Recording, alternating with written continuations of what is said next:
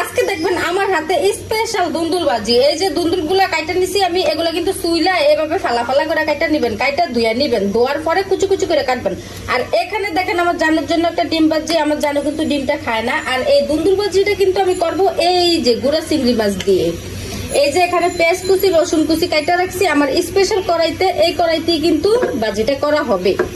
এইখান দিয়ে দেখেন একটা মালটাও নামিয়ে রাখছি আমার জানুর জন্য, এটা জুস বানিয়ে দিমু, দেখি খাই কিনা, ডিমটা খায় না সেজন্য মালটাটা নামিয়ে রাখছি, জুস বানিয়ে দিমু। আর এখন কিন্তু আমি দুন্দুলটা কাইটা নিমু বাজির মতো করে।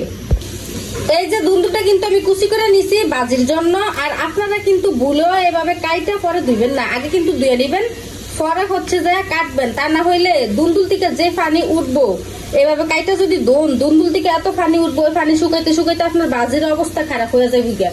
কারণ আমি এভাবে একবার ধোকা খাইছি, এভাবে কাইটা ধুইছি, ধোয়ার পরে বাজি থেকে এত পানি উঠছে, আমার বাজি একবারে ল্যাপ দিয়ে গেছে। এখানে কিন্তু আমি এই যে পেঁয়াজ আর রসুন ভাজতে বসিয়ে দিছি, এখানে আমি এই যে দুন্দুল ভাজিটা বসাবো।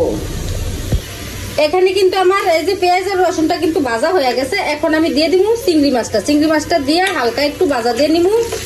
তারপরে দিয়ে দিব হলুদের গুঁড়া, মরিচের গুঁড়া, লবণ। চিংড়ি মাছটা কিন্তু আমার ভাজা হয়ে গেছে, এই যে দেখতেছেন লাল লাল হয়ে গেছে। এখন কিন্তু হলুদের গুঁড়া, মরিচের গুঁড়া, লবণ এগুলো দিয়ে দিব। এই যে লবণ, হলুদের গুঁড়া, মরিচের গুঁড়া দিয়ে দিছি আমি। এখন সাথে সামান্য একটু পানি দিয়ে দিব কষানোর জন্য, একটু পানি দিয়ে দিলাম কষানোর জন্য। এই পানিটা কিন্তু পুরো শুকিয়ে যখন তেল উপরে বাইসা উঠবো তখন কিন্তু আমি দুন্দুলটা দিব।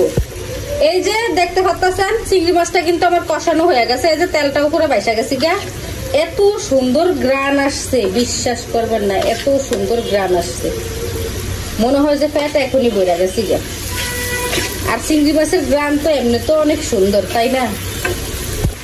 এই যে দুন্দুলটা কিন্তু আমি দিয়ে দিছি, দিয়ে একটু লাড়াচাড়া দিয়ে দিছি। এখন কিন্তু ভাজিটা হইতে আমার সময় লাগবে, কারণ দুন্দুল থেকে কিন্তু অনেক পানি উঠে।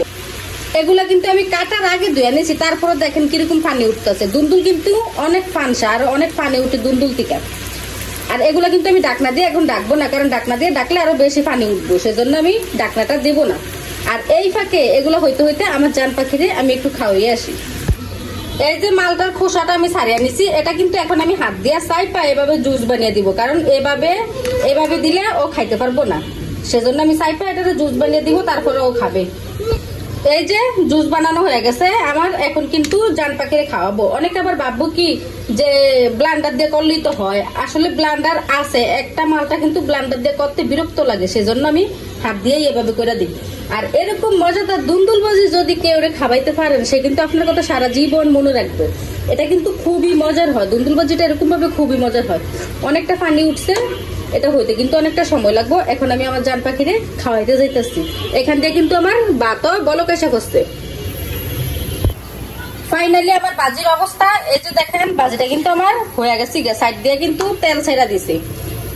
আর হচ্ছে যে এই দুন্দুল ভাজিতে যখন পানি উঠবো তখন কিন্তু আপনারা চুলার জালটা কিন্তু বাড়ানো রাখবেন, কিছুক্ষণ পর লাড়া দিবেন। আমি কিন্তু অফ ক্যামেরা এটা 3 বার লাড়া দিয়ে দিছি, কারণ চুলার জালটা বাড়ানো থাকলে কিন্তু নিচ দিয়ে লাগা জায়গা, কিছুক্ষণ পর লাড়া দিয়ে দিতে হয়।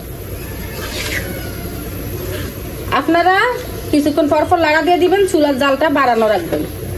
আর পানি উঠলে যদি কমিয়ে রাখেন তাহলে কিন্তু দুন্দুল আরো বেশি একবারে গইলা জায়গা। এটা কিন্তু খুবই মজার, এই ভাজিটা খুবই মজার। এই যে ফাইনালি আমার দুন্দুল ভাজি আমি নামিয়ে নিছি। কত সুন্দর কালার হয়েছে দেখছেন, মাশাআল্লাহ খুব সুন্দর কালার হয়েছে।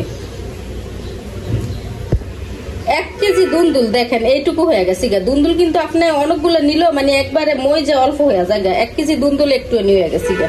ভাজিটা কিন্তু খুব সুন্দর হয়েছে। সবাই ভালো থাকবেন, সুস্থ থাকবেন, আল্লাহ হাফেজ।